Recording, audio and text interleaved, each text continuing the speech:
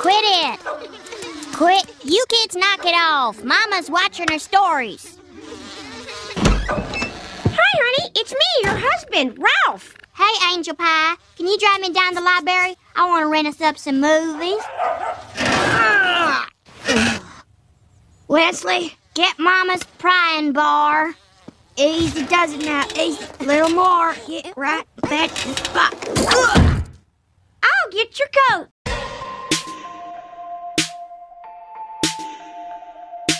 Hey guys, and welcome back for another video. So as a lot of you already know, I do reaction videos, meaning I find videos, I watch them, and then I give my opinion on it. Because for some reason, I keep getting stupid, and I literally mean you're an asshole and you're dumb if you're gonna sit there and click on a reaction channel video and have a problem with the person giving a reaction. You're an absolute idiot. Always check the links in the description for instance, the cop cam videos where there's actually a reference to go to and watch the video in its entirety without commentary from me. So anyways, this is going to be a reaction video to fat acceptance stories or cringy little fat acceptance talks that you can find right on TikTok. And I'm not going to have any links for this one because I got it from another YouTuber's channel. That will be linked in the description. But guess what? It's a reaction too, so you'll have to watch what he has to say. Let's get started. Y'all know, as a big girl, one of the things I can say is I have a bad history of breaking furniture. No bed frame has ever been safe around me. I broke my own bed multiple times. I broke friends' beds. I was never allowed on my parents' bed. Every time I would sit on a couch, my mom would be like, "Don't plop!" Or that's what my dad would say. I don't remember which one. They both did it. My mom went to go stay with her best friend, like in Texas or whatever. And she was like, "You should come with me, we'll have so much fun." And I was like, "Okay, Mom." So I went, and her friend had this really nice house, and I was scared. Like, I didn't even really know these people that well. And, you know, I just got history breaking furniture. I went to go sit on her couch, and when I sit on couches, I usually like put my knees in first to get comfortable. And when I did that, I popped the board like in the back of her couch. And it wasn't really noticeable. Oh my God, right? Like, this person has to be every bit of 500 or 600 pounds. She looks bedbound as of now. I don't know how long ago this story was, but I'd be surprised if she's actually getting up and moving around. We see literally no neck, no shoulders, nothing but a head and just this extremely big chest. She's literally got an oxygen in her nose. She looks younger than me. Like, how do you even get to this point is the question. And then how do you as a parent allow your child to get to the point where they're going around breaking couches, breaking beds, breaking furniture? And notice she said, "I've broken several of my friends' beds." So not guys that you were in relationships with, not men that you were dating, or not boyfriends, not fiancés, no, friends. So if you know that you're so big to the point where nobody's even willing to date you or claim you or anything like that, maybe it's time to lose some weight. I'm just saying. And if you're not even able to get up, then who the heck is bringing this lady food? Because that's just atrocious. If it's her parents, shame on you. You shouldn't even be parents. Like, literally, you should see when your kids are getting a little heavy, and then you start incorporating healthier foods into their diet, or just straight cut them off of junk food. And I didn't really tell nobody I did it. But, you know, they noticed. They, like, got so pissed off. Was bitching at my mama about it. And, I mean, I understand it's their furniture and stuff. But it's like, I didn't mean to do it. And I was, like, really embarrassed about it. They, like, wouldn't even let me ride in their Hummer because they said their Hummer had a weight limit. I mean, it's whatever. I was, like, shunned. They probably didn't want you breaking the axles of their vehicle. Like, literally, you broke a couch. Couches are meant to hold probably anywhere from, like, 1,000 pounds because most of the time, multiple people can sit on them. But you were so fat that you yourself broke a couch. I'm sorry. I don't care if I'm driving around in an 18-wheeler. I'm not letting you in that thing, okay? But these people had a whole Hummer and they said, "No, we're not taking you anywhere else." And then she said, "Oh, they were so mad. They were bitching at my mom." Yeah, couches are not cheap. I mean, who's just going to want to go and buy another couch?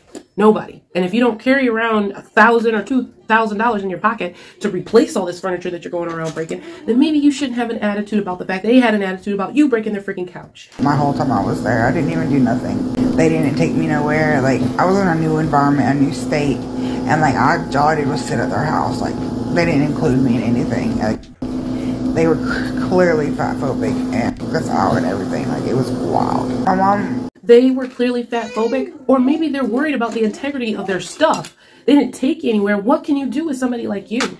Like I said, I'd be surprised if she is getting up and maneuvering around just from how fat she looks right here. I mean, she looks bedbound. I don't understand where she's getting off thinking somebody should, what, wheel her around? Entitlement. That's what it is. Like, you feel entitled, like somebody should open their home up to you. You come in, break their freaking furniture. You're probably broke because you're probably not working because you're too freaking fat to work. So you don't have, like, just money on deck like that to sit there and replace couches and beds. You're just a user, and you're big as heck, and the rest of the world doesn't have to accommodate or feel bad about you allowing yourself to get to this degree. Didn't even know this woman. Like, my mom had met this woman through her best friend.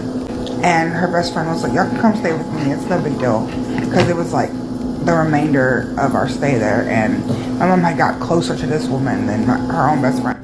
Well, we went to her house, and it was just a whole different environment. That they were more welcoming and just sweet. And my mom had known her best friend my whole life. So it was just weird that we were welcomed by strangers.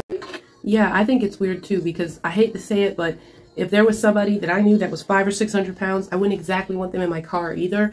I drive like a Kia Soul, so I don't even think a 500 or 600 pound person could fit in it, number one. And then two, like, no, you're not breaking my freaking axles on my car. And then the couches we have, they're for us to sit on, not for fat people to come and break. As a fat person, I often dread medical appointments because of blatant medical fat phobia. The last OB appointment I went to. OB appointment? So I'm assuming this is a female, and the voice is kind of light, so I guess this is a woman. It's so hard to tell nowadays. People in these haircuts and this gender neutralness, whatever people be coming up with, it's so hard to tell, especially when you get to a certain size. Like, you become almost genderless. Like, the weight just takes away any body shape that you may have had. Like, we don't see curves anymore. We just see blobs of fat. So when a person gets to this fatness level, you don't know if they're a man or a woman. The provider blamed everything on my weight and told me that I needed to go on a medication that made me feel really terrible. This OB appointment that I just went to, I've been dreading, and the provider was amazing. She asked me what my pronouns are. She asked me about my name. She made me feel super comfortable, asked me about my trauma history so that she knew how to touch me in ways that were not harmful. She just was like, great. Because to me, that sounds pretty much normal. I've never had a doctor ask me what pronouns I go by, though. But then again, I think it's easy to tell that I'm female. I identify as a woman. This person, on the other hand, like I said, I wouldn't have known. So maybe she just was trying not to get in trouble by calling you ma'am or sir, and you don't go by either one. Like, she's probably one of those days.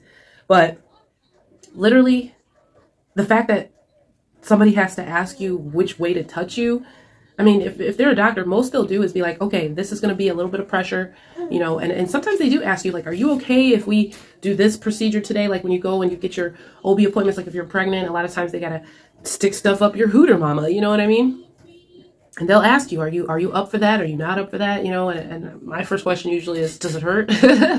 And, you know, but for the most part, I always opt for whatever procedures and tests and things that they have just to make sure my pregnancies are going well. But, I mean, she's talking about stuff that's, like, general. Like, you're getting mistreated at the doctor's to the point where people aren't even asking you if it's okay to touch you. Like, that's not anything special, ma'am. But I guess maybe because she's so fat that, you know, maybe doctors don't have respect for people like that in some cases because they feel like, you know what, you're morbidly obese, you don't even care about yourself. Why should I care anything about you? And I'm telling you, that's what most people think when they meet drug users, like people who are strung out on drugs, people who have levels of addiction that far exceed normalcy.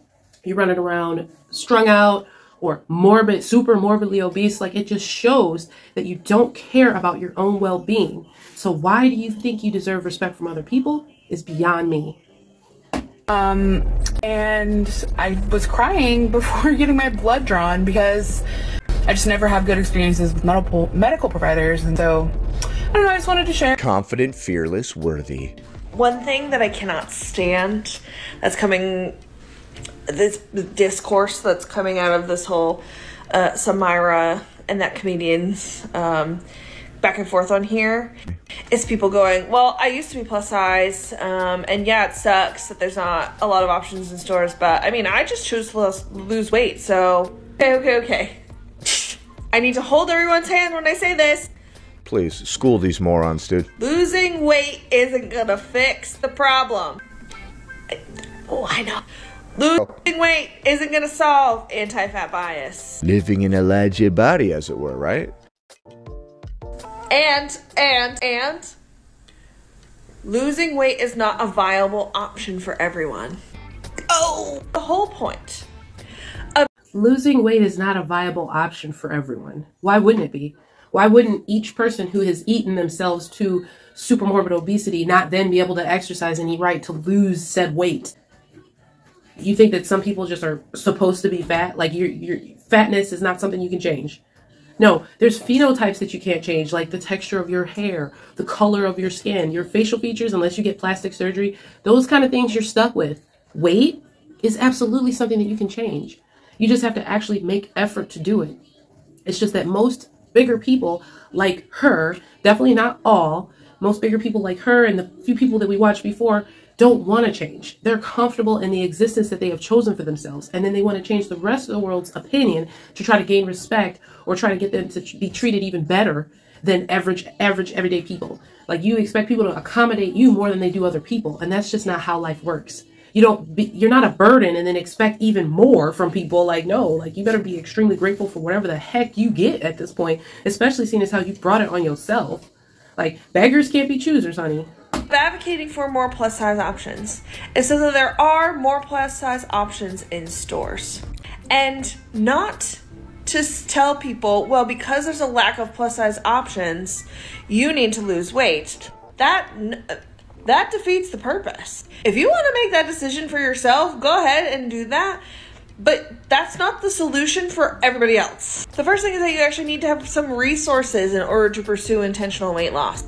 Money, time, access to food, access to things like a trainer or whatever, what have you. Access to food. I think that's the problem. You have too much access to food.